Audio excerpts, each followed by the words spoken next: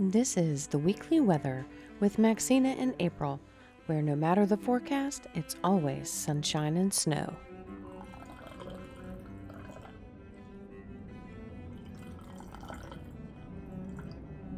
Hello, my friend.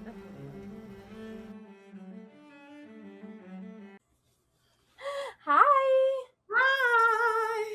Hello, my friend. Hello. I can't sing it. It's so great to see you today. It's good to see you too. I love It'll it. be an interesting experience. The last time we got to be on a podcast together was for your mom's birthday. So it was at the 23rd of April, a few months ago. Yeah. So back then I was in like background mode. In. Oh, absolutely. Go right ahead. Okay. I'm going to pray us in and then we'll talk about the weather. Sounds good. Awesome, Father. Thank you so much for this chance to get together and chat about the weather, to catch up with one another and to encourage one another in this space. Thank you for all the ways that you make really cool things like this happen. Guide the conversation where it goes. Bless it. Put your fingerprints all over it, Lord. And thank you for my friend Kari. In Jesus' name we pray. Amen. Amen. Those glasses did you just get those glasses? I don't feel like you had those last time. No, I have had these last year. I think I've had these for about 3 years now. Okay. I actually got them. I don't know if you can hear the bird call in the background, but I'm recording a podcast right now. And you have a pet bird? Okay. No. Oh, I was really excited. I wanted to see your pet bird. I was like, don't keep your bird out. This is an animal-friendly channel, okay? We like the animals. What are you recording back there? No, it's my boyfriend. Just letting me know he's home. He does like a little bird call to get my attention, and I was like, I'm in the middle of recording a podcast. So, Mom, please cut this out. Yeah. No, definitely leaving that. She'll put a little onomatopoeia on this. He just got home from work. What does he do? He's an electrician by day and blacksmith by weekend.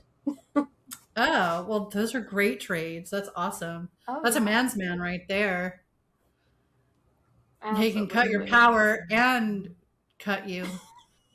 And cut you. or he can fix your power and defend you.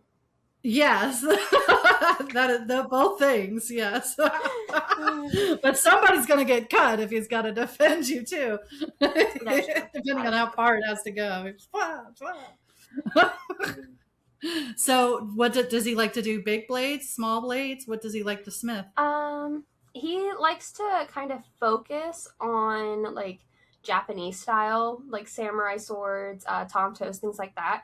But he does do a lot of like little knives, like everyday carries, kitchen knives, things like that for our store out in New Braunfels. And so he'll teach classes while we're out there during the week, or not during the week, during the weekend. We usually go like every Saturday. And so, yeah, he'll help teach classes then, but if he's working on his own project, it's usually like big blades. Okay. And now that you're talking about it, I remember that coming up a little bit in the last conversation. There's like a whole company associated with it. What's that called? Surtur Forge. Surtur Forge? Surtur Forge. Surtr. It's after the Norse god Surtur, who comes out of the ocean with a flaming sword. Okay. Yeah. All right. Very clever. Very clever. Yeah. Well, that is so cool that you do classes and everything. I think especially when it comes to like trade stuff and crafting. Like there's a lot of I feel like those things are getting like more and more attention, especially now with AI taking over a lot of like intellectual work, but we're like, okay, we're really going to enjoy the labor, the things of labor and crafting. And so have you seen what in what season usually do like classes pick up? Like people are really interested, and have there been like times where something was going on like in the world that people were suddenly interested in it? Um, I would say I'm gonna reverse the question. Our slowest months are usually August to October, and I think like March to May. Those are our 6 slowest months. Okay. Just because back to school, or school's finishing up. Our busiest times would probably be around like Thanksgiving, Christmas, when people are traveling. Um, January and February, those are like you just got your Christmas gifts, and so now you're wanting to redeem those things, and so then those are still pretty busy for us.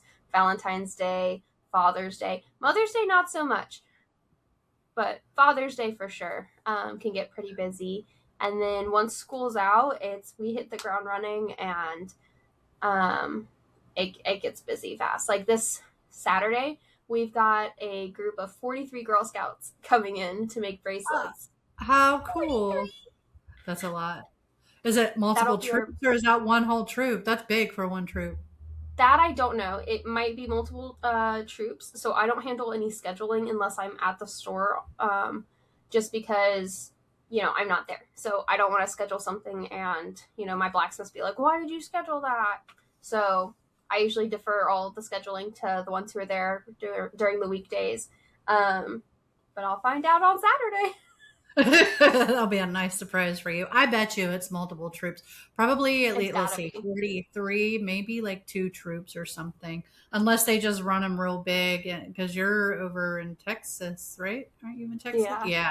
See, everything's bigger in Texas. So maybe even the Girl Scout troops are bigger. I know. My Girl Scout troop, I think every year that I was in a Girl Scout troop, we had maybe like 8 girls total, 8 to 12 maybe. Yeah. But like if you included the whole like brownies all the way up to juniors. Juniors? Yeah, No, that sounds right to me. cadets. Brownies to cadets, that's what it is. Uh, yeah, I was never a cadet. Okay. I think I made it to Uh, cadet, but I didn't start off as a brownie. I think I started off on the green vest. I just don't remember which Okay. one that one was. I think that one was a I junior. I think I I did feel like junior that was cadets. juniors. Yeah, the brown vest was brownies. I was a Hmm. brownie and then a junior. My grandma died like the year that I was in 5th grade, and I I don't know. I just sort of lost interest in it after Mm. that, and kind of funny. Um, but yeah, no, I never did make it to cadet. Did you do well in cookie sales when you were? I want to say I did. I This was seem a long time ago. Yeah. You seem like I somebody who would do well with it. I was not that great. I was not motivated. I was like, you want me to do what for stuff? Like, right. I remember we would spend so many Saturdays out in front of a 7-Eleven out in the middle of nowhere, or we would be standing outside of a Publix, and we're there for hours. I don't think we ever ended up with like leftover cookies though. I think we ended up just selling out usually. But it was me and 3 other girls who usually ran the booths together. okay. And then mom would always sell at her job, and dad would always sell at his job. That's where I got most of my sales, where my parents would take the order forms and do the things. And so maybe that was part of it too. I was just like, well, I got that taken care of, you know? I And mean, for some parents are the reason, the backbones of the competition scouts. was do what? I said parents are the backbones of the scouts. Seriously, yes, Yeah. always. And the better ones, certainly. I don't know. I think for me, I was just kind of like competition was not something like that doesn't like light up the reward centers of my brain at all. I'm like, if somebody else is doing a really great job, I'm like, knock yourself out. Awesome. Good job. I'm not one to be like, oh, I'm going to do better. Yeah. No, I think when I was in Girl Scouts, I was like, yeah, I want to do all the things. We did a there was like a video contest, like a music video contest thing throughout all of Girl Scouts. I think just in Florida, but I'm not entirely sure if it was like nationwide or just statewide. But we had to make a music video to Cece Jones's like one of her songs, and she was like a big Disney star back when we were little when we were younger. And so our troop ended up winning, and we won a I think multiple troops won because there was multiple troops at Wet and Wild, but it was an overnight stay, like sleepover at Wet and Wild, and we got to meet CC Jones. I lost the contact there. Oh, well, I didn't. It didn't lose contact on me. So no, I lost a contact at Wet and Wild. Oh, yeah, that sucked. I bet. So were you walking around like this, or did you just plop the other one out? Can you see? I plopped the other one out, and I was walking around blind. Yeah. Yeah. How blind are you? What's your? Not like legally blind, but blind enough to need glasses. Last I checked, I was -6.5 and -6.25. I don't remember which eye is what, but those were my two eye numbers, and then a -0.75 and a -1.25 stigmatism in my eyes. Okay. I'm like around -8 or something. Oh, okay. It's pretty. Like I can't see from like past here with my glasses off. Yeah. Yes. Well, you said -6. You really are blind. You want to know why I'm this blind? Why? I sat with books too close to my face growing up. You know how they tell you not to sit too close to a TV because it'll ruin your eyesight? Okay. Same with books. The books. Okay.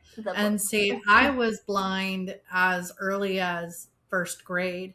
And that was really the time. First grade. Okay.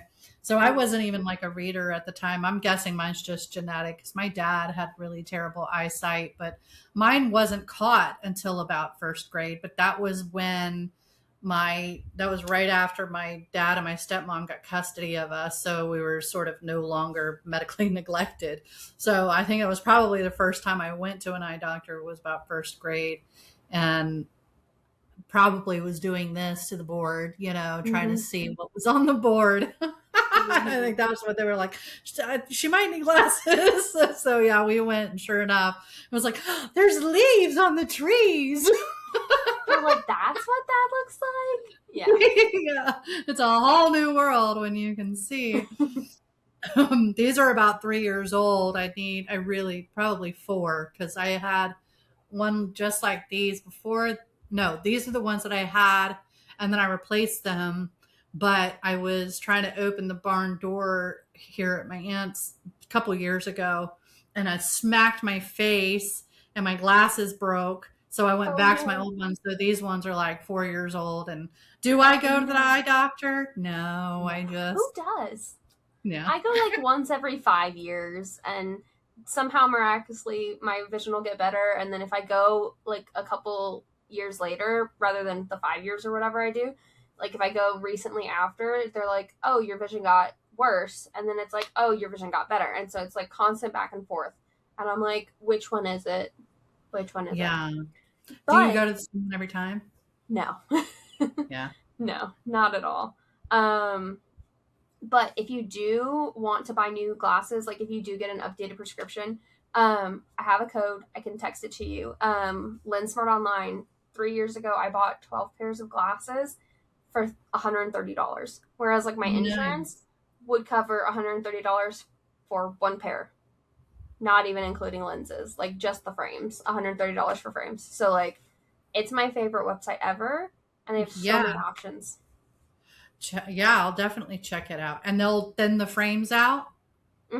They'll send frames and lenses, yeah. Or the lenses. I mean, they'll send the lenses out. Yeah, you can. Because I know, like, there's like, because if I don't get them thinned out, they're like way thick. Like I don't know what. Is it past -8? That your prescription is, or is it at -8? It's probably, I don't know, it's been several years since I've been, but I feel like it's probably might be right around -8 if I had to guess. Because I want to say it only goes to a certain prescription level. Okay. I'll have to look into that again because it's been a minute, but I know -8 was included. I just don't remember if it was past -8 that was included too, or if it stopped at -8. Okay. Okay. Well, So that'll yeah, be I'll good look into that for you. information. Thanks. Yeah. Thanks looking out, girl. So Yeah. how many Well, yeah. blacksmiths are at the store there? So we have two, three, four blacksmiths, and then there's me, and our bookkeeper in the background because she works a full-time job as well. So she's never at the shop anymore, but she used to do blacksmithing. It was like a whole family business, and then the parents stepped away from the business, and my boyfriend and I came in and kind of took over with them. So we're all like co-owners together. Yes. That's awesome. How many blades have you made? One, and never again. Well, actually, how many have I completed? One. How many have I started? Like three. Okay. All Did right. I ever finish those? No. I tried doing a dagger and I tried doing a kitchen knife, and I was like, my hands are too dainty for this. I'll stick to the fibers and the jewelry. So I do all of like our earrings, our keychains, and then I have a couple of crocheted items in the store too. Okay. Do those sell pretty well? Do you find yourself replenishing those? It's No. very few and far between. I will say my chickens tend to sell better than most of my other crocheted items. And the chickens aren't even crocheted, they're knit. Okay. Okay. Which Well, reminds me I gotta make some more. yeah, it's just like, thanks. You're telling me I got more work to do. Mm-hmm. But that's fun. I mean, it keeps you busy, I'm sure. And, especially as somebody who's a creative, having something that you can do creatively, because your day job isn't a creative one, right? Like, don't you go and do work for a company or something? Yeah, I work in a hospital on the neuro ICU unit, and it's not creative and like fiber creative or like painting creative, but you're constantly like critically thinking. And so I feel like Mhm. that kind of helps the creative juices flowing because you're trying to think of a way to solve a problem. And sometimes it's got to be creative, Yes. like Yeah. something out of the box that you wouldn't normally see. You're like, is that really? Oh, I guess that does work. Okay, yeah, we'll do it. Okay. So it's like So, strategic thinking, it's sort of a mm-hmm, similar muscle where you're having to recognize patterns, identify how the parts of a system work and how those parts affect each other. And it's a very different process from creative work because I do a lot of strategic thinking with like the client work that I do when I'm helping, like I do accountability. And so when you're sort of going at people's day-to-day problems or how they are approaching one of their problems, you kind of have to consider all of different things that affect how they're going at that problem and maybe the barriers of what is keeping them from going at the problem in a different way. And mm-hmm, so you're sort of scenario switching a lot and scenario planning, like what if this, what if that, and what if that. mm-hmm. Um, and I guess in that way, it's similar to creative work where you're having to think about how the different pieces play in, and you say, well, okay, well, what if I try it this way? What if I try it that way? But you still kind of have to play within the rules, but you have that little bit of flexibility in between how you tackle a problem. So I imagine that all keeps you very sharp. I'd like to think so, but some days when I go home, I'm like, did I leave my brain cell there or did I take it with me? Because, yeah, there's some days where I'm like, ooh, I don't remember what happened today. I just want to veg out. Yeah. I think that's natural, especially like I know because I have really terrible hormonal stuff with I have polycystic ovarian syndrome, and and I guess that probably plays into a little bit of like I've never been officially diagnosed with like the PMDD, but Mm-hmm. there's very significant hormonal changes throughout the month for me, and it affects everything from cloudiness of mind to low energy. Irritability is really one of the things that gets really off the charts. And so that was one of the things that I discovered I don't know, maybe early. I feel like it was early in my like, working career that I'm Mm-hmm. not very effective in an environment where I consistently have to show up each and every single day from the same time from to the same time for months and months and months or years and years and years. I get burnt out very quickly, especially with those swings constantly going on. And Mm-hmm. I'm just not very I'm employers can get a, a better situation for just as much money as they could get me for, so it's Mm-hmm. like I sort of just like pushed that notion aside that I could ever really carry a title for any period of time, and just sort of started kind of building my own thing to figure out how I could work around my energy fluctuations and all of that crap.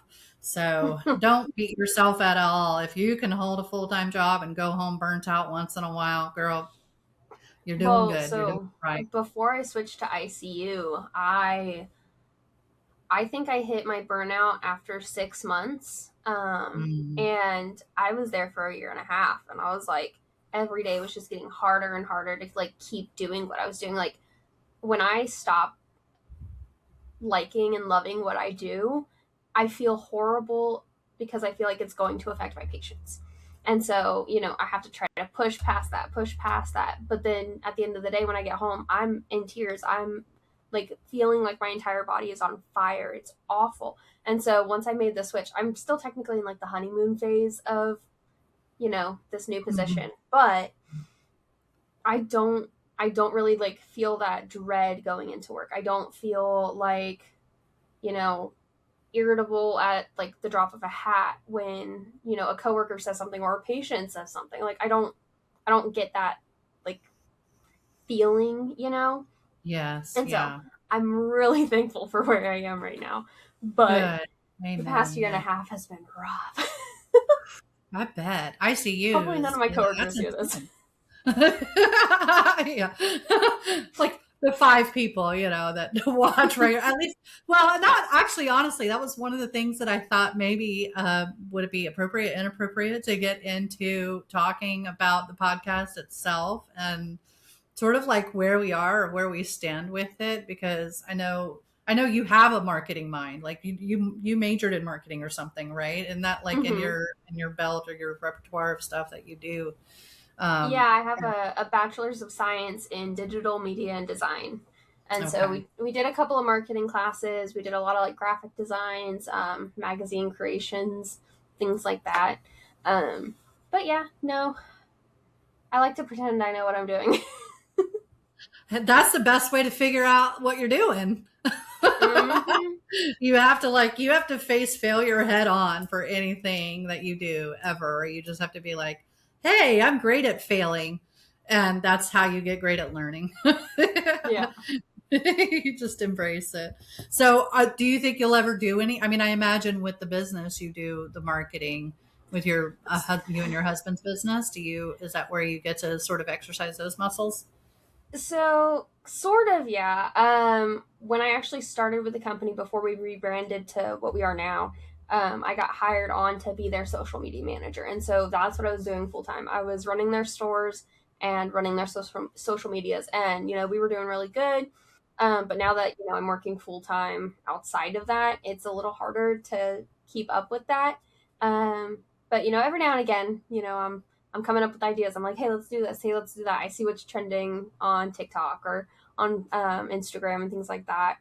We just recently hit 1,000 followers on Instagram, and I think we're almost to 400 or 500 on TikTok. Um, and it's really hard to get them to follow through. Sorry, not sorry. But I've come up with so many ideas. I'm like, hey, we should do this. We should do that. We should do this. And they're like, yeah, let's do it. But then we never do it because, they're busy with the shop. I'm busy with work. And then when I am at the shop, we're still busy. But we did get to do one of my favorite trends. It was a free kiss with every purchase trend. And so it would be a girl behind the counter and it would be a male guy coming in to purchase. And he's like, hey, I want my free kiss. She's like, oh, it's not for me. It's from that guy back there. And it's like some big burly. Burly guy. So we got to do that. We used all of our Smiths and everything, and it was really funny. Um, but being a small business, we don't go viral most of the time, So I Yeah. think the most views we've gotten or most likes we've gotten on something was maybe like 1,000. Okay. Yeah. That's not So bad we at haven't all. gone viral yet, but Well, and it'll be like the most random thing. That's, every time I Mhm. read about, what it is and what virility, what creates it. Sometimes it's just like some random secret sauce that gets put in. You could have 50 followers, or you could have 50,000 followers, and then that the number of followers doesn't really matter. Consistency typically is what I hear Yeah. always, as far as like the things that help aid that kind of success. But also consistency is the thing, and I hear this from my clients all the time, is the hardest thing. It is the hardest thing. And it sounds Especially like when to you have me, ADHD. yes, yes. Well, and the thing about that, like, because I consider myself, like, I would never do the actual social media management part of things, because Mhm. that's really those are the wheels that you have to keep greased. That's what helps you be really, consistent. But you're like, it sounds like, if you had the resources, unlimited resources, let's say, and you had enough to be able to hire a social media manager, then you would then be the marketing director role, where you do strategic development. You sit down once a quarter and you plan out what that next quarter is going to look like. You project what's going on, and then your social media manager knows everything. They're doing the daily, they're making the Mhm. posts, they're creating the pictures, they're putting it online. They understand the terms and conditions of each and every one of the platforms. They know how to work the algorithm in your favor. Whereas you're looking at the long term strategies, you're projecting constantly, and that's that scenario planning, or that strategic planning type of mind. And Mhm. they're really two different things. The strategic planning and then the development and distribution are two very different jobs. And then of course the content creation in between, I think, is usually, the overlap of the Venn diagram, where you're really working in conjunction with one another. You have one who's doing the production part of it, and the other one who's sort of orchestrating all of the working parts to make it happen. And so I think people who have any sort of level of success usually have some kind of help in that way, where there's a partnership and it's not just all them pulling the weight of whatever it is that needs to be done, or whatever it is you're trying to do. Yeah. We're just not at that point yet. Yeah, most it's it. I was just talking to a friend of mine. She's about to publish her book. She's in like the final stages. I do like book formatting for people, Oh, um, and yeah, it's a lot of fun. I'm award winning, and do you know they give out medals for Microsoft Office? You know that I that's did it. not. But now I want one. It's like, I've got to do that. Yeah, when I was in trade school, I went to get my administrative assistant certification. That was, what I went for. And so I had to learn the entire Microsoft Suite software, even like Access, which was my least favorite, but it was cool seeing how to pull the data and all of that. But I had decided I never ever wanted to keep up with databases after working with Access. But Word is fun, and Publisher is fun, Yeah. and especially because I did have a little bit of graphic design background. I am not a good designer.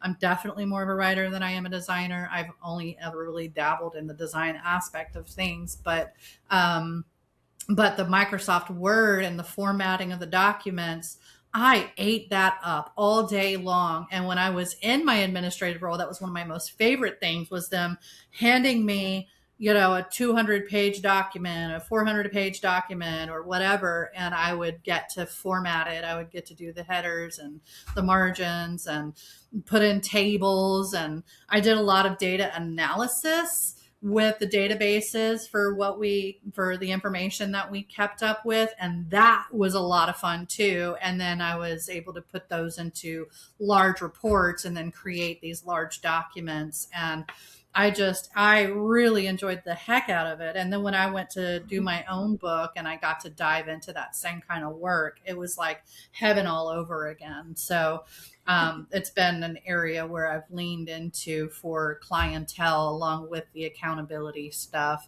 And because I like being involved with somebody's spiritual growth, and I think that's what the accountability does.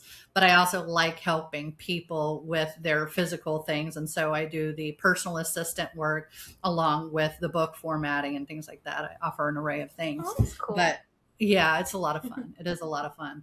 But when I went to school for administrative assistant, my teacher recognized the proficiency that I had in the software. She encouraged me to compete.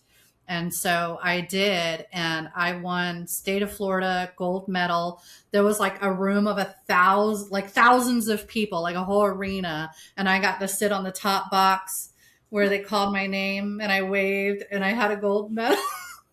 I love that. It was so well, and they do it and it's trade school, right? So it was like electricians were getting awards, and whatever else they had, welding. There were awards for welding, and there were awards for all kinds of stuff. But mine was for software applications, I think is what the technical name was. But it was all Microsoft testing. That was what I did, and I got the gold medal, girl.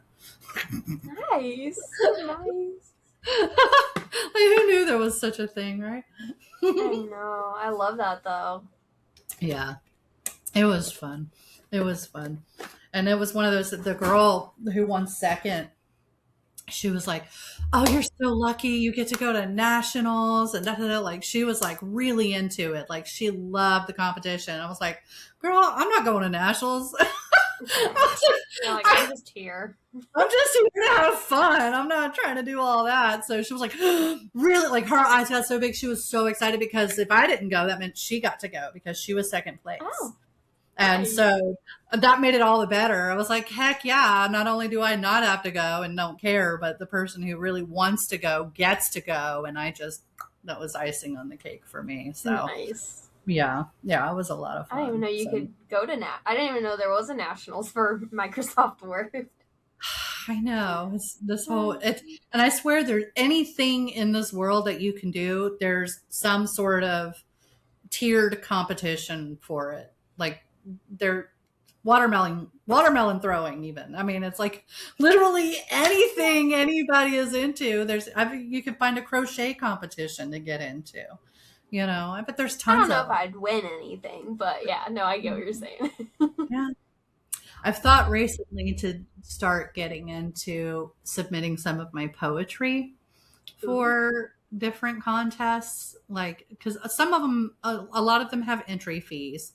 So that's sort of one of the things that sort of keeps me from crossing over that threshold. But I don't know. It seems like if I were to compete with my poetry, it would take the fun out of writing the poetry. But maybe I'm wrong. I can see that. Yeah. Because it just changes it. It does. It really does. Before I forget, do you want to see my most recent project? I do. Okay. Show me. I gotta remember how I have this. There we go. Okay, you ready? I gotta step back, okay? Ready? Blue, yeah. Oh, I love that. It's my arms don't stretch wide enough.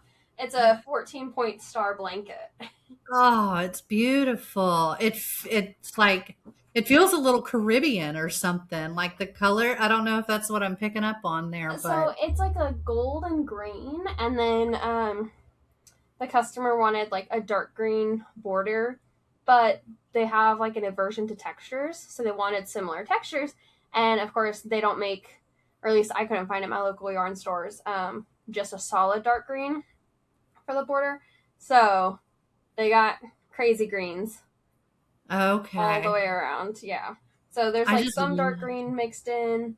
Like on this side, there's some dark greens, but then there's mhm. the big bright green.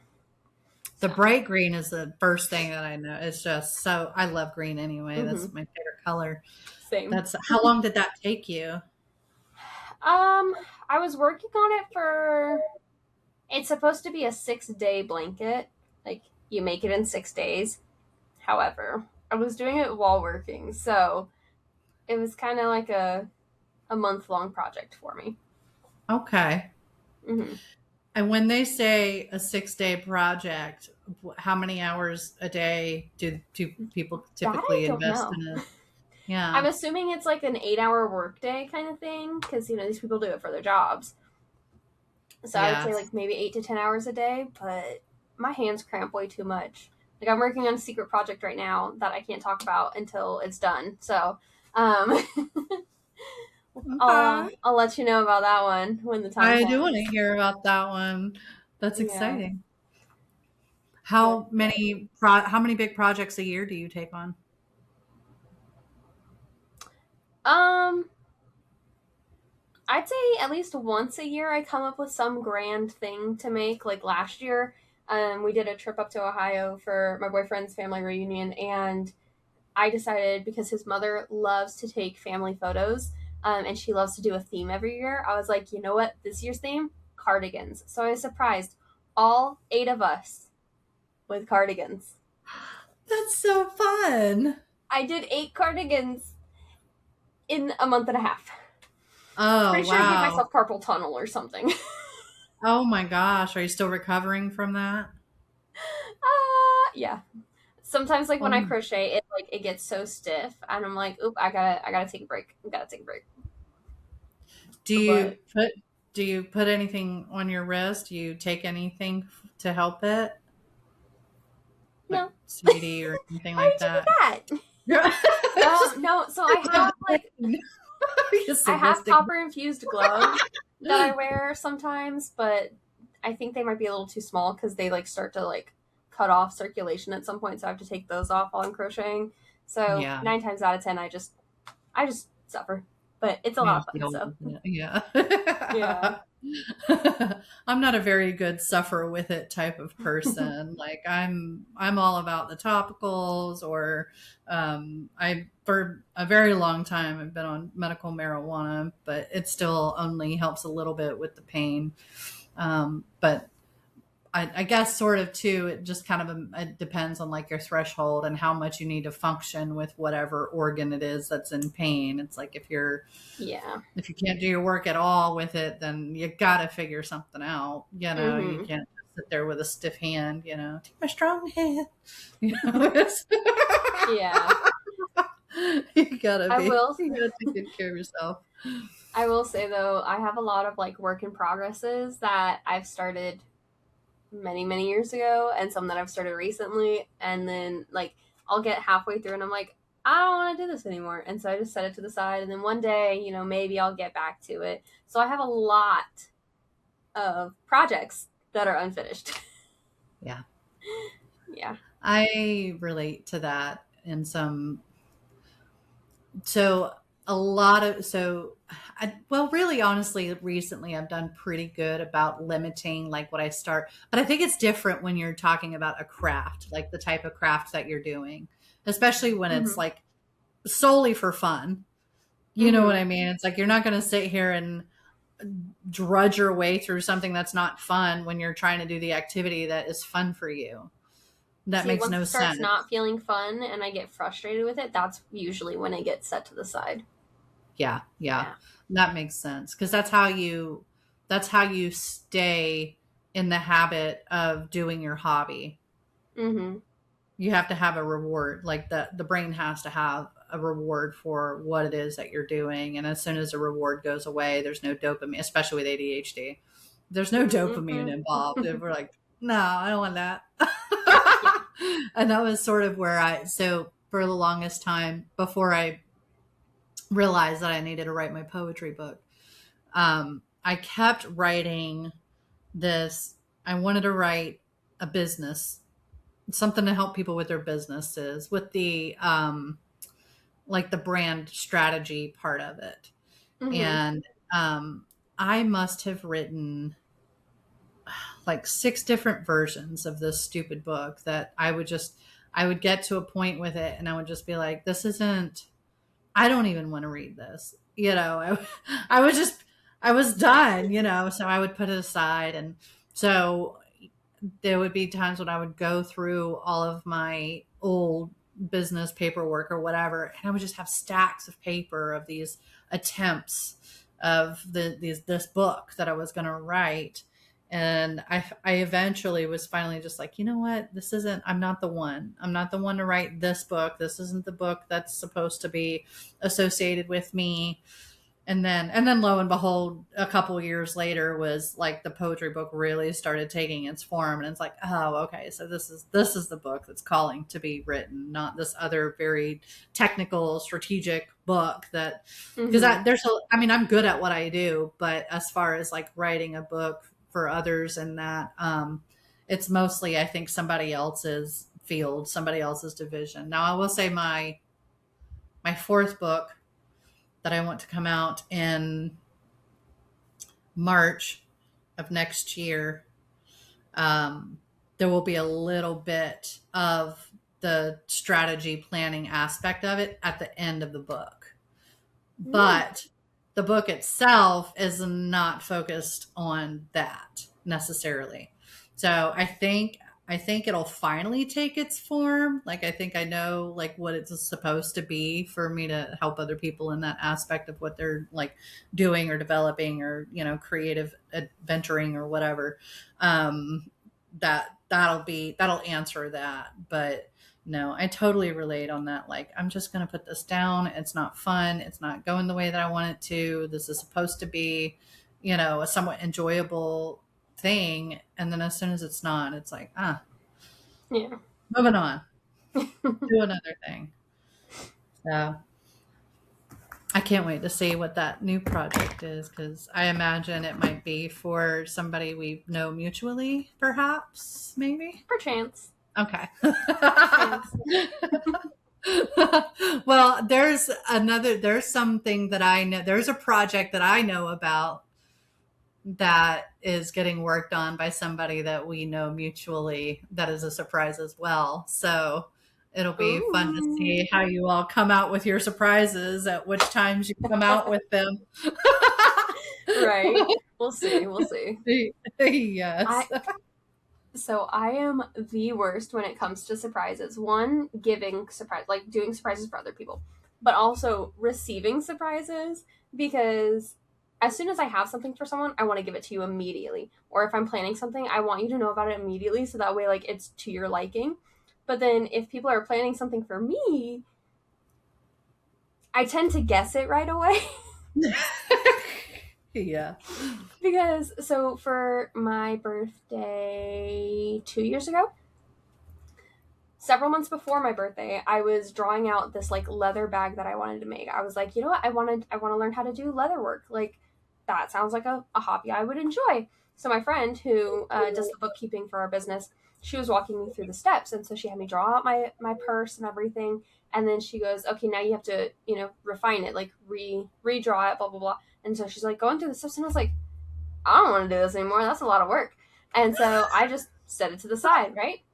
Come my birthday, several months later, my boyfriend's being all sneaky, and he's like, I'm surprised, literally like a week before my birthday, not even a week, maybe a couple days. He's like, I'm surprised you haven't guessed what I've been doing this whole time. And I was like, well, I mean, I haven't been paying attention. And then he goes, well, if you haven't guessed it now, like, you're never going to get it. As soon as he said that phrase, I knew exactly what he made. And he made that purse so much better than I could have imagined it. Would you like to see it? I do want to see it. It's full of stuff right now, and it's so large that I don't use it as like an everyday purse anymore. I usually use it for traveling, but the strap broke in January when I was coming back from Florida visiting for the wine tasting. So I haven't been using it this year, but he said that it's like a $400 purse if he were to sell it to someone. So this is the back. It's a lovely green.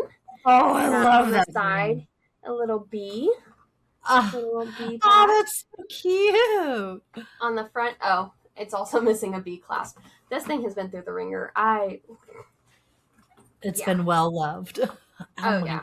I think it's in the purse. But anyway, so yeah, little bee clasps, and then the daisy, because that's one of my favorite flowers. On the inside, it says Curry Snow. Curry Snow, which is my nickname. And then on the inside, we have the strap. So, you see these buttons on the side? Can't do this one-handed. It unbuttons so I can put my yarn in it and stick the yarn out so I can work on it, and then I can unbutton it and put it back and tuck it away when I'm traveling. That is precious. And then on the inside, he put little daisy fabric on the inside. But he put little straps on the inside for me to put my hooks in, and then like a little key hook thingy. It's rose gold too. I like that. Yes, I love the rose gold. And then a spot for my laptop or any paperwork or books that I bring. So yeah, my favorite purse ever. That's gorgeous. Is green your favorite color? Yeah. Oh my gosh. It's his too. I love that. Everything about that. The rose gold clasp, the beads, the green, like, oh yes, precious, precious. I love it. Good job, boyfriend. Good job. And we have an inside joke with bees, so I think that's why he did the bees. But I've only ever been stung by a bee once, so I don't hate them yet. Well, there's a whole bunch of different varieties of bees, and so you could just love the unstinging ones, just have a little bit of a vendetta. The ones that haven't stung me yet. Yeah. I got stung by a wasp the other day. They're awful.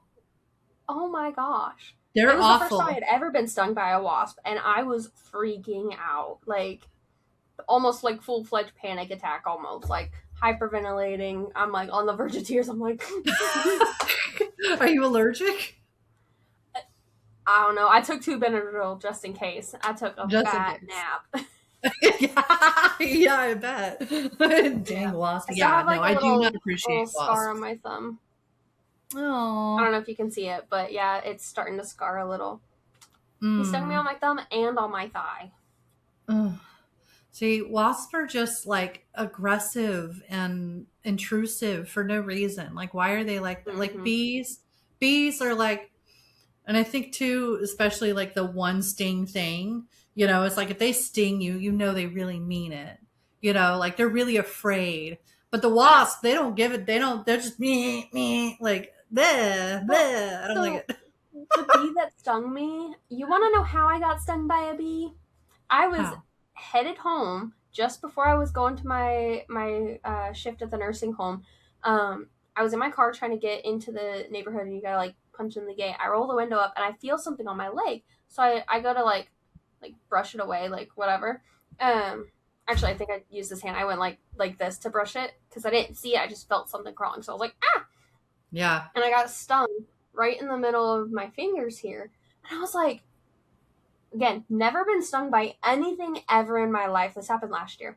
And I see this thing just sticking out of the palm of my hand. I was like, am I going to die? Because I didn't see what stung me. So I was like, did I just get bit by a spider? Like, what is this in my hand? Dude, the stinger was like that long. It was crazy. Oh my gosh. And I didn't know it was a bee until I pulled up into my driveway, got out of the car, and looked down, and there was just this little bee on my floorboard, and I cried because I was so sad that the bee died. Oh. It was in my car. You're like, if I had known, I promise, I would have done different. I would have been like, yeah. I don't have any recollection of being stung by bees. My sister always talked about having this memory of going out behind, I guess, the church that we went to when we were real little. And she said she would go back there and step on the bees, but she never got stung. She was always talking about how she never got stung from all the bees that she stepped on. And I don't know why she was stepping on the bees, but she would go and step on the bees. And it was Interesting. just like I've never had very many close encounters with bees. Wasp I have that vendetta with because I like gardening. I like getting out Mm-hmm. into the yard when it's not, blistering hot. Yeah. And wasps get everywhere. There's always a wasp that interrupts my work. It's never a bee. And in fact, when I do see the bees, they're just casually fluttering from flower to flower along with the butterflies. Like they're just so much more enjoyable. And wasp is one of those things where, I've thought multiple times, like, God, why? Why wasps? Why so Why? many? Why? Mm-hmm. This one was like this big and bright Ugh. red. Ugh. I walked under a tree in our neighborhood park and I felt something like run across my head and I thought I like hit a branch. So I turn as I'm going like this. I turn and I don't see anything because there's no branch there. And then I turn back and I feel it again. And so, yeah, this hand, I go like this and I hand is on fire immediately. And then my thigh's on fire. And so I look down and he's there. And I swat at him and I run to my dog. I'm like, we're getting out of here. Let's go. As if she's a child and she can understand what I'm saying. So we're running out of the park and running down the neighborhood. Oh my gosh. Oh, Yeah. oh. Yeah, that sounds Like, nightmarish. doing anything. Yeah. I do know That's not someone who ate a bee once. ate one? Like on On purpose? accident. No, on Oh, accident. okay. Yeah, we were on a youth trip up in Tennessee and we stopped at this like little park hike area to eat pub subs. And my friend was eating his sub and one landed as he was going for a bite and it stung the inside of his mouth. Oh my gosh. And then of course died, right? Because Yeah. it's a bee. Did he get Mm-hmm. to enjoy the rest of his sandwich or was it I think he was upset. He was like, I don't want it anymore. I think that's how I would be too. Like, get out of Mm-hmm. here. Yeah. like this day is awful. I'm like immediate bad attitude. Like that's how that Yeah. would be. Dude, literally, I had so many things planned for the day that I got stung by a wasp. I literally went home and slept for 4 hours after taking the Benadryl. I was like, I don't want to do anything anymore. I just Yeah. want to couch rot. Yeah. That's one of the things, like I really like the country, but I really enjoy not having a ton of bugs to deal with. Mm-hmm. Yup. But we do miss out on like the nature. Like my aunt here, the property goes up against some woods at the back of the property. And if they come out with it when it's still bright enough and you peek out the back, I mean, you'll see some deer just hanging out in the backyard, and that's such a lovely thing. And then she most honestly, mostly what's around here is she feeds the cats. So she has like she has gone through, I'm gonna say she's gone through, but they come and go. Like they'll come up and then there'll be a certain number of them and then they'll disappear. And then, but consistently there's been 2 or 3 that have stayed around from like 3 or 4 years ago, but maybe like 2 or 3 years ago.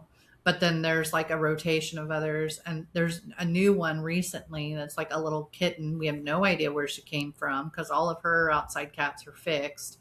So there's just like this, and that's how it happened. It was like random kittens in places, like the moms know that this is the fire department of kitten adoption. So funny. Like, I can't take care of this thing here. You take care of it. And then suddenly there's another. box. Yes, I'm telling you, because she will. If and these cats are so spoiled. They get a little smorgasbord of pâtés and chunkies and fresh chicken and tunas, and like she'll do a little platter of different samplings, and so they just get a little sampling of stuff, and then in the morning it's just dry food. But every morning they have a little platter of a little buffet, and I love that. They're the happiest kitties around, I'll tell you what. The two cats that I have came from the country cats up here. And there's a little poetic story at the end of my second book that'll be out soon. That is about the country cats and my cats and all of that. So yeah, it's a whole routine around here to make sure the cats get fed. Like dinner time for the cats takes as long as dinner time for the people. I love that. She loves her animals. She loves her animals. She's the sweetest thing ever. Did you get a chance to see last week's episode with your sister? Yes. I watched it on Tuesday. She was so fun. Oh, yeah.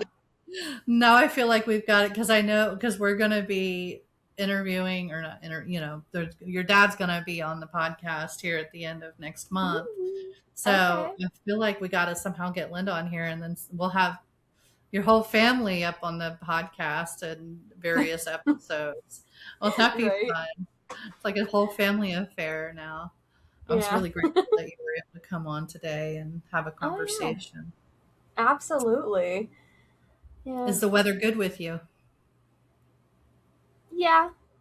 I was trying to come up with like a season or like a weather forecast, not forecast, but like a weather terminology for like the season I'm in right now, but I don't really know how. So we'll just say the weather's fine, and then I'll explain. And if you have a weather term, we can use that. But Okay. it's like a season of waiting right now.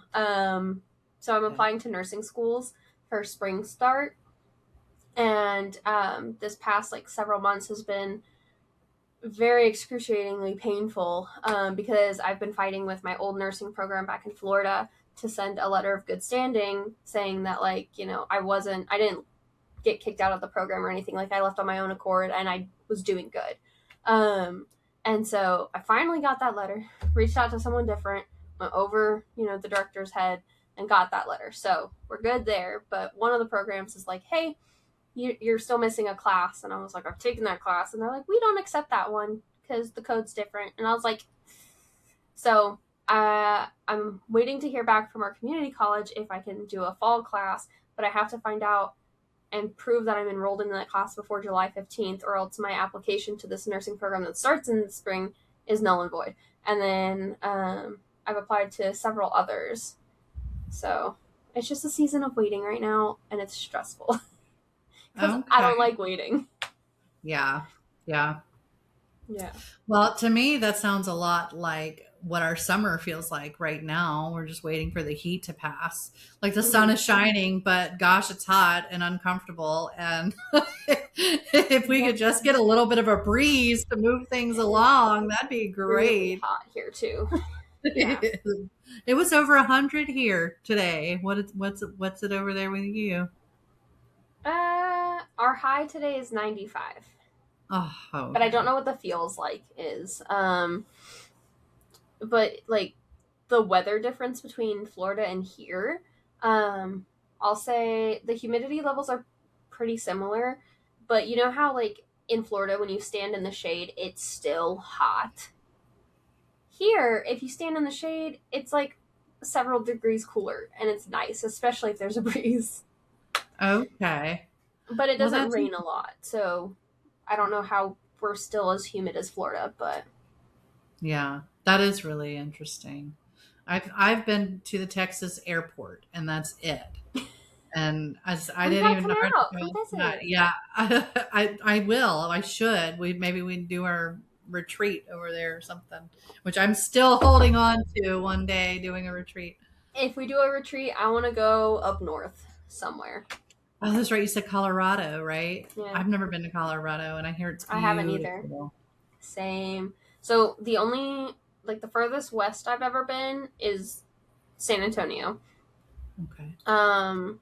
Maybe like a little past San Antonio, but that's as far west as I've ever gone. And then as far north as I've ever gone, we laid over in Michigan, but like we've actually stayed in Ohio. So like just this little section. And then I haven't been to like the East Coast up north. So I don't know. I'm cool with whatever as long as it's not Texas or Florida. I want to go somewhere else. Yeah. Yeah. So I want to see something in my life, darn it. Yeah. I'm trying to remember I don't know the furthest west I've been. I mean, maybe Texas, but just the airport, So yeah, that's probably the furthest west I've ever been. I've seen I the do take French it back. Quarter. I have had a layover in Colorado before, Okay. but like I never left the Yeah. airport. So Yeah. Yeah, it hardly counts, It's like you don't get to right. see you didn't experience the state, Mm-hmm. So yeah, I think we can still keep it on the map for our retreat. Okay. The furthest north I've ever been, let's see. So I've been to the French Quarter in Louisiana. I've been in like Louisiana area. I've been in the Texas airport. I've been in Ohio, like Liverpool area, all of that. I had family in Okay. Illinois, so I've been there. I've been to Tennessee for vacation. I as a child was in Alabama for a very short time when my mom kidnapped us. And the furthest north I've ever been was just recently. I went to Maryland with a friend of mine to go get a dog from her dad. And Maryland's beautiful, but the roads and the infrastructure is really bad. That's where the Scott Key Bridge got knocked down. You remember seeing the footage Oh. about the big old ship that knocked down Scott Key Bridge and a whole bunch of people Yeah. got get fished out of the river or whatever, the bay. It's still not fixed. And the entire state's traffic, the way that they've had to divert the traffic is like this very miserable thing, very miserable experience. It's added to the commute, and it's not. They're really it has really put a dent in the travel culture there in Maryland to see, and it was kind of surreal to see it in person, because it didn't register that that's what it was, but or where it was whenever I saw it on like when it was on the news. And when I went up there, we stopped by and looked at it, and it was just this dilapidated looking thing. It was really weird. It was really weird to see something destroyed like that, something so grand, just kind of destroyed. And then I'm trying to think where else. Tennessee. Yeah, I think that's about all I've ever really been to. Like Tennessee was like we vacationed there a couple times as kids, and like we had family reunions there. And so like the Pigeon Forge area, the real touristy areas, we would stay there. Gorgeous. Yes. And Gatlinburg. Yeah. Oh, I love Gatlinburg. Yes. I think we did stay in Gatlinburg one year too.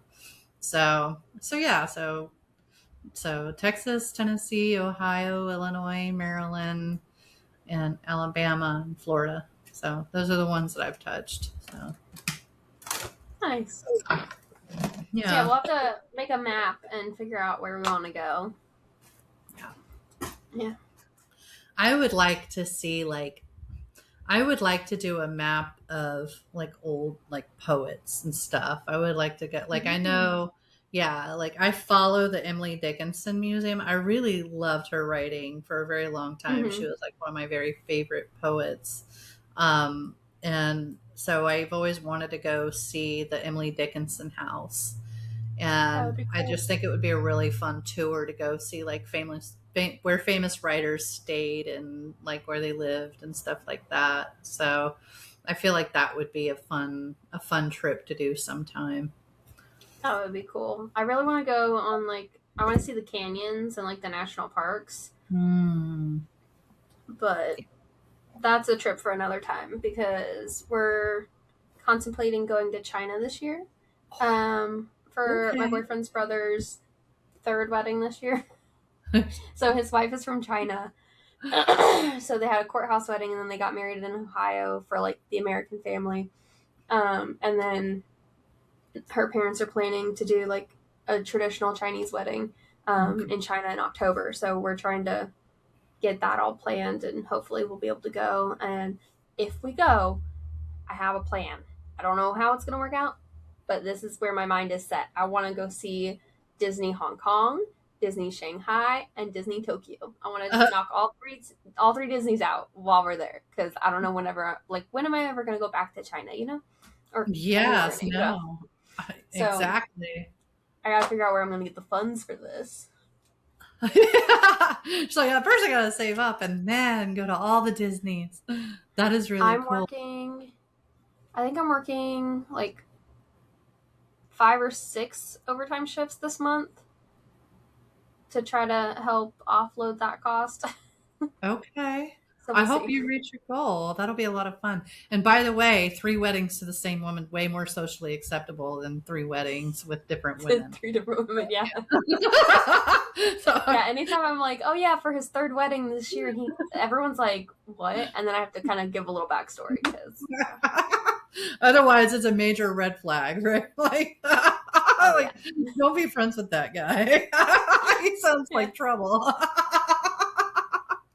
Oh, that's really fun though. 3 weddings in 1 year. That's something to talk about, especially with your kids when they come along later.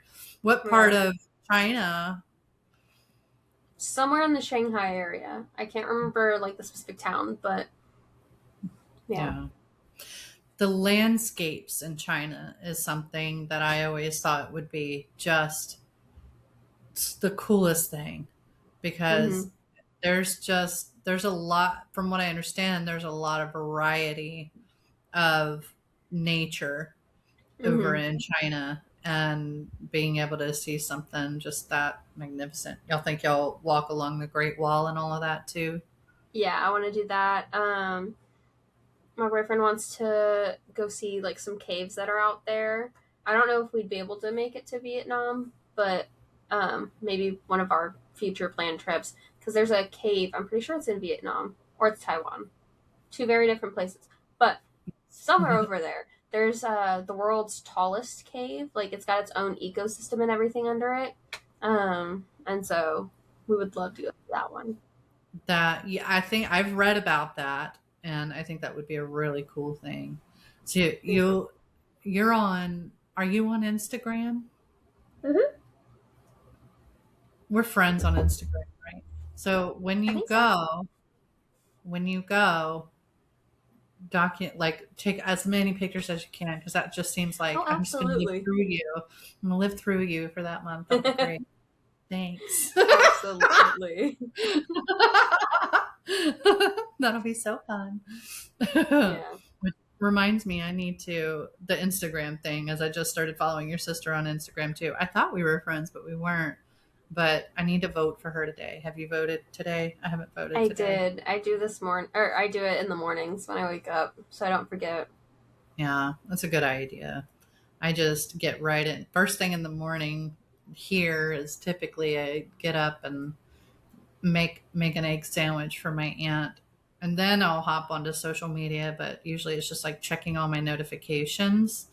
And I don't always go into like scrolling, you know what I mean, until later in the day, where I like catch up with friends and stuff like that. Usually I'm like responding to things. I do a lot of interacting inside like my writers groups, and I have like theology groups that I'm in on Facebook.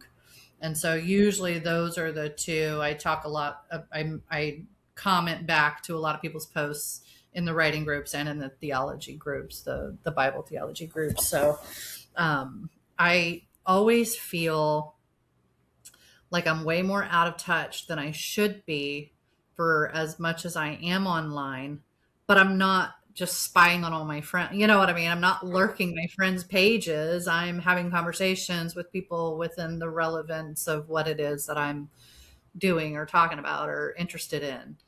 And so it's always this, like, when people like, oh, did you see that thing? Or, oh, I posted, my brother got married, didn't say anything to us, and just posted it online. I found out like weeks later, I think days. I don't even know when they got married, but I found out way later because they posted it on Facebook, and I don't get their stuff on Facebook.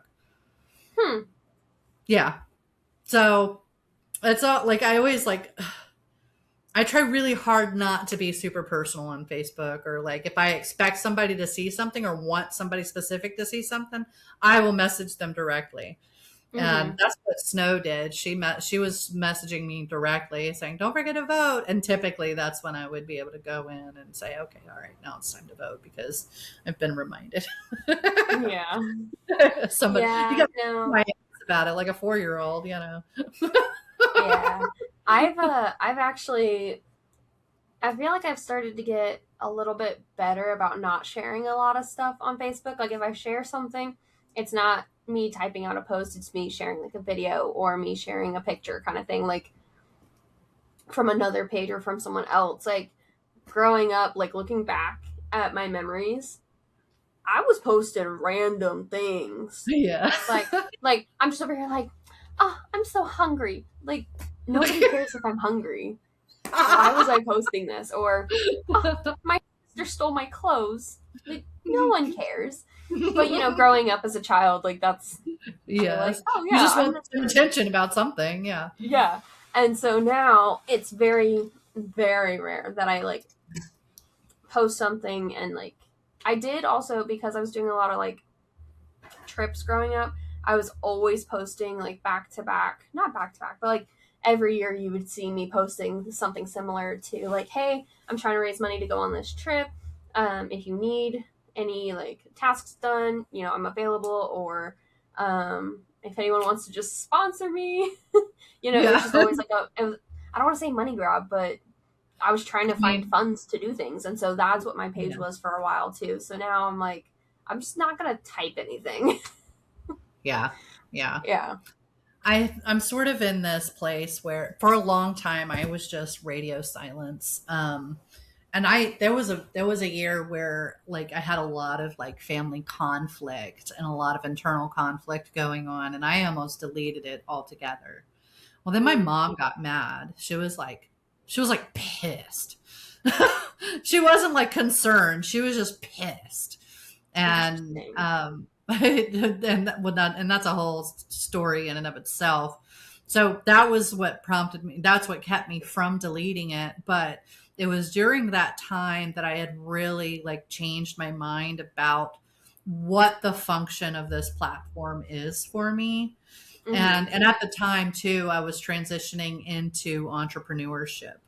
And so I was reading a lot about these social media platforms and how they're used and this and that. And that was when I sort of like really came fuller and fuller into the understanding of that's actually the function of Facebook.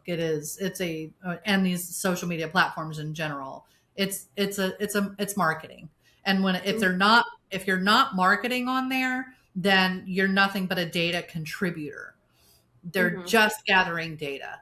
And that much is more and more clear, especially to even the simpler audiences who see AI for what it is, a conglomeration of all of the Mm-hmm. world's historical data and modern data, and then regurgitated back to us.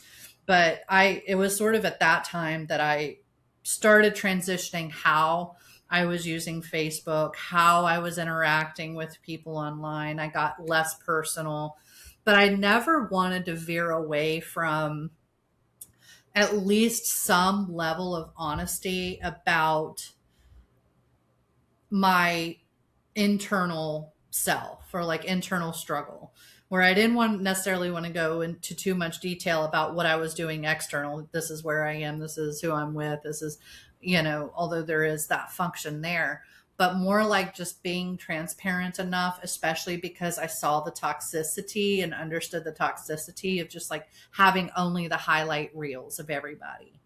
And Mm-hmm. I sort of wanted to offer something a little more deep and a little more honest out there. So that way I was never contributing to this facade. I don't want to put on a facade of myself. I do want to be honest with people about who I am. But striking that balance of like, how do I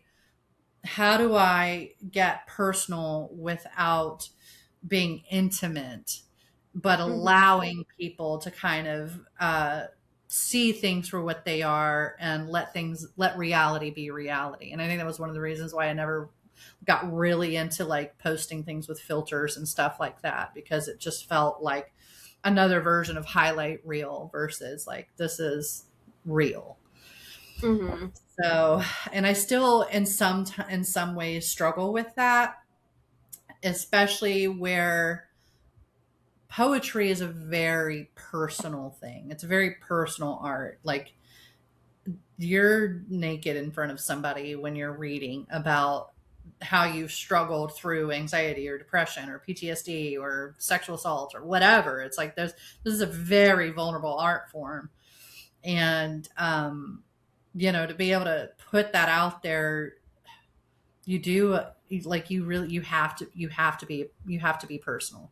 You have to be intimate to some degree. So recently, more and more, I've kind of been freer to do that and feel like it's okay to do that.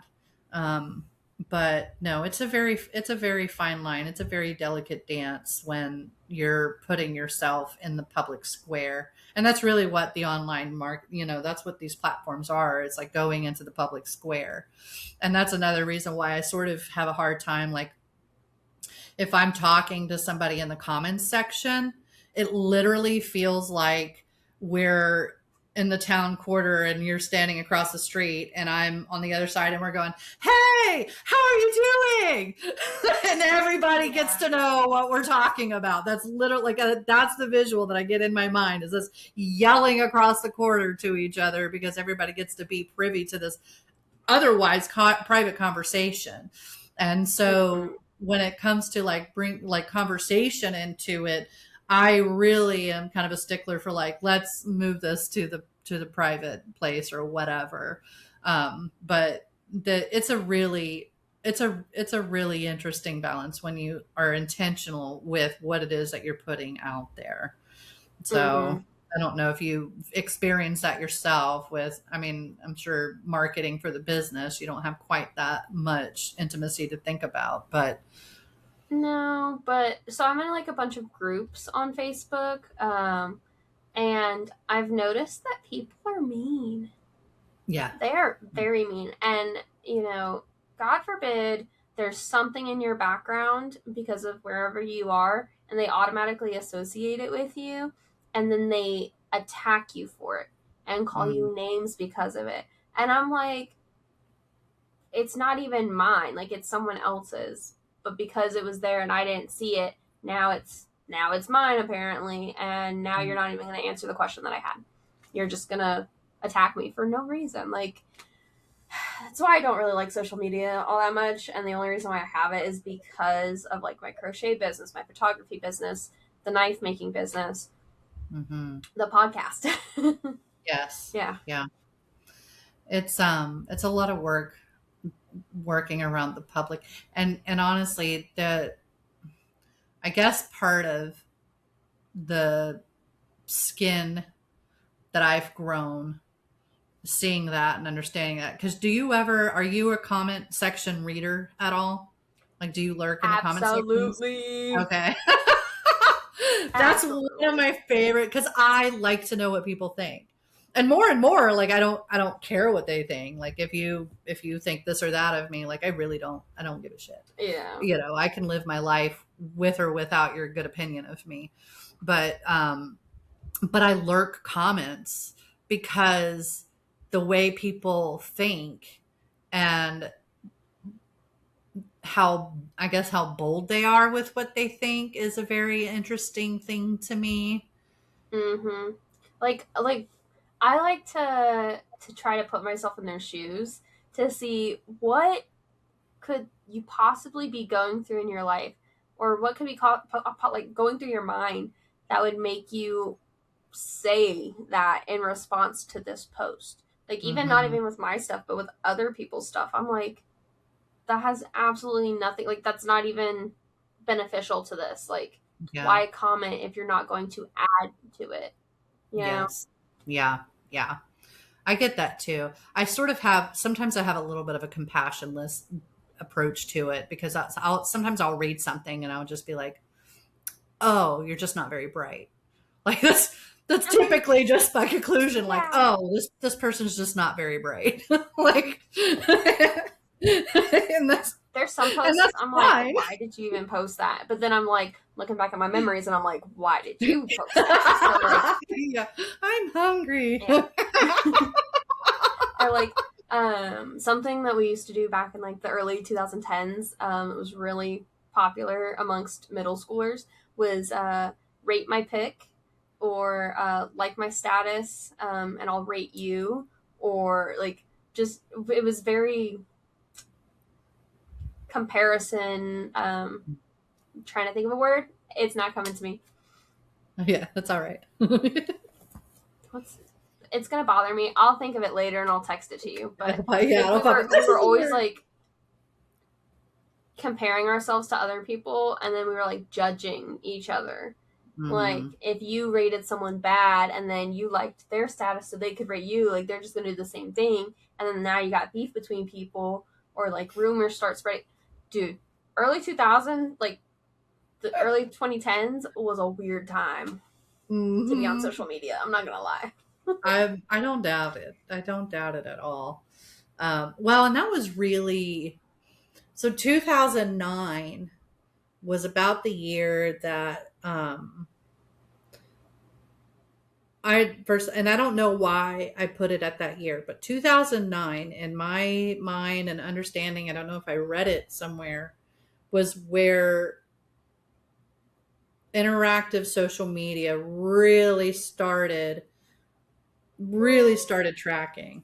I mean, did you ever know MySpace? Did you ever have a MySpace? I was just about to say MySpace was, I feel like MySpace was pretty, but it wasn't interactive. MySpace was literally not that much. That much. I mean, there was a lot of the rating back and forth or whatever, like they did have things like that, but MySpace was really like you creating your own web page. It was like a personal web page, and you would want people to come to it. And honestly, the biggest drama that I remember being centered around MySpace was the top friends. Like the way that you arranged your top friends, like that was, that was the drama. And then like the backgrounds, I remember when you could put your own background in there. That was really cool. And then it was like decorating your room and inviting people over to decorate your room. It was very much, it wasn't the tail end of it. It started to be a little more interactive, because I remember having a MySpace account. But in my memory, and I could be remembering wrong, but in my memory, I feel like there was an interactive aspect to it where like you could react and or comment on like your little blurbs that you would post, Yes. Yeah. But it might have been towards like the tail end of MySpace's life. Yeah. That sounds about right to me. And I do remember like people could post on your wall or you could post on theirs, but it did not have this same sense of like going into the space and anybody could see what you were typing onto the wall or it wasn't this public square type of feeling. It still had a little bit more of an intimate, private type of thing where you were inviting people to interact on your individual pages. And whereas people could go to your page and see that, it was different than like going in and opening up your screen and seeing what everybody has to say about everything and all the businesses and all the, you know what I mean? It was like, it changed in a way where it was like the whole world was suddenly brought to you rather than you posting up shop and here's my store, my personal storefront, if you will. And like, people would be able to access it if you gave them that information or whatever. Facebook really changed it, and it was really the early 2010s. It was really that time that it really became the public square online. It was it was really interesting to see the change of dynamic. And obviously, the more people that came on it, the more it felt. You go from it feeling like a small town a small town, public square to this, like, inner city mall. Where like everybody's there and everybody's talking and everybody has a trick and everybody has something to say and everybody's shouting at each other. It's it was yeah, it's been wild to see the transition. And of course, not and I was when I was a kid, I had a Tandy 2000. That was our first computer. You don't even know what a Tandy is. Like, we were playing the Not off the maze top of my game head. where you hit the arrows and try to find your way out of the maze. Like that was the online game that I was playing. I always played remember. Minesweeper. Oh, yes, I loved Minesweeper. And Solitaire. Solitaire, yes. I remember distinctly my sister coming into my room and she says, "We're getting a cow computer." And I was like, "Freaking cow computer." And she was like, "It's a gateway. It's like a really nice computer." And that was our first like nice computer, was a gateway. And my dad was a tech nerd, so he was on, like, he wanted the technologies. He was in electronics, and a genius of a man. Like, he used to draw schematics and things for ideas that he had. And I swear he had the idea for the iPhone, basically, the smartphone, before it was ever even like a thing, before BlackBerry even. Like, I remember him explaining it to me. It's like, what if you had this screen, this tiny computer in your pocket, and you could show people all your pictures, and you could, like, I swear to you. And then, a decade later, here it comes, whatever. But no, he was really into the technology. And so when we got a computer, it was this family thing. And we were introduced to chat rooms, and, that was a scary place. And the AOL chat rooms. Oh yeah. Oh yeah. ASL. Oh my gosh. Yeah, I feel old talking about that. That's wild. That is wild. And then just from there, it just went. Yes. Yeah. Then we realized the Pandora's box that had been opened, and not to say that it's all negative. I mean, I definitely think that it's a major contributor in the spread of good knowledge, and that's the same thing with like AI. Like, I have a real hard on against AI. I get it. But I also know that there's really great utility, especially like in medical technology and things like that. But it's only good if it's in the hands of people who are wanting to do good with it. And that is something you can't control.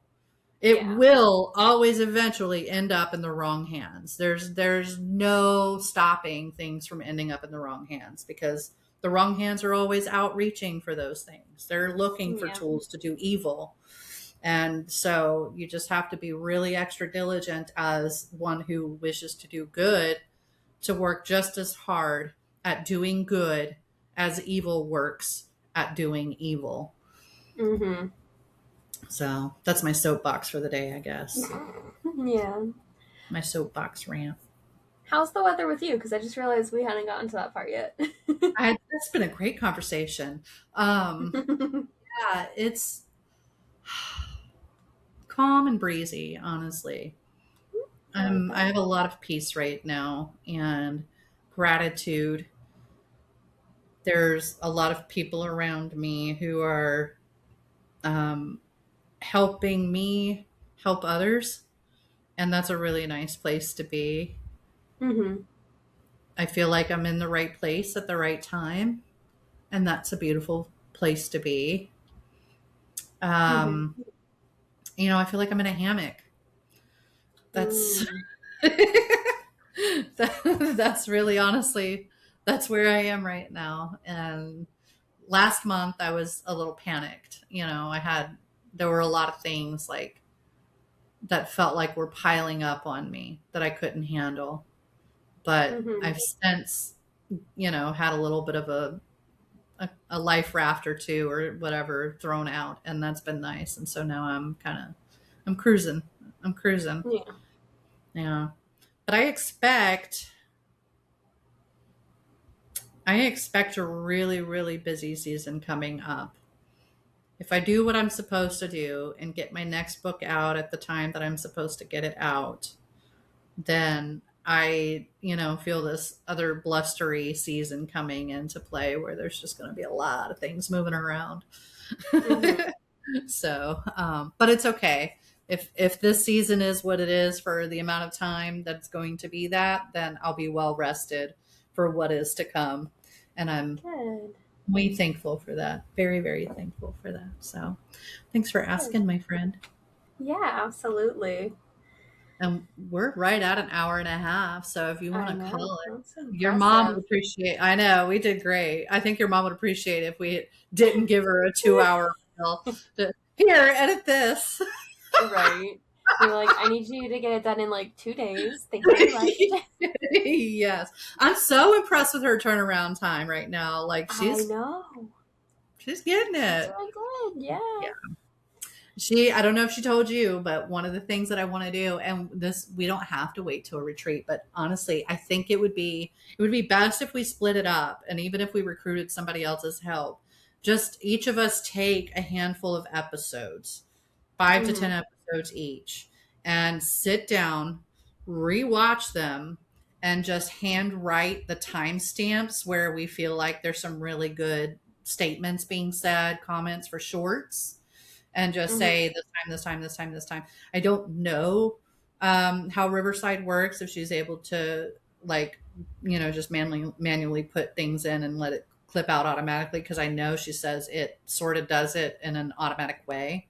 But that's one of the things that I think needs to be done within the 30 episode mark, because then we'll just sort of be overwhelmed with the number of episodes that we have.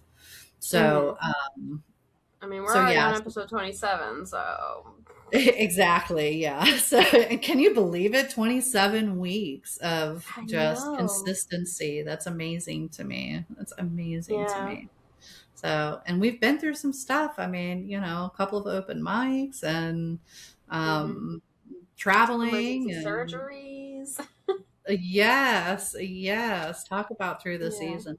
Maybe that's one of the things that we could have is like, when I go through my episodes, is sort of mark out like the things that were significant in the seasons. And that can be a whole conversation in and of itself. I know I kind of did a little bit of that with, like, I went through, did you watch the episode where we went through your mom's wins? Yes. So I've seen all of the episodes. Do I remember all of the episodes? Yeah. That's the real question. Yeah, that's a whole other. Yeah, you've just been amazing and wonderful, and we couldn't do it without you. So thank you for everything that you do. And I know that you're a very hard worker, so it's a lot for you to put it in there, but thank you. Anytime. No, you're a blessing to your mother, that's for sure. And to me, of course, but most certainly to your mother. Most certainly. And she's great. I've been blessed by her friendship, and I consider her one of the best I've ever had. And I hope I never lose her. I love that. Yeah. I'm sure that's a good thing to hear about your mom. Absolutely. Well, I guess we'll call it, and you have yourself a really fantastic weather season. Have some good weather. Have a great season. And I'll be praying for you about everything that you're anticipating with your nursing program and getting that through, and the answers come how you want to, where and when they need to come. Appreciate it. Yes, ma'am. Yes, ma'am. Well, you have a good night, okay? You too. I got to go make dinner now, so. Enjoy. Thank you for joining Maxina Sunshine and April Snow on the Weekly Weather. Like and follow to catch our next conversation.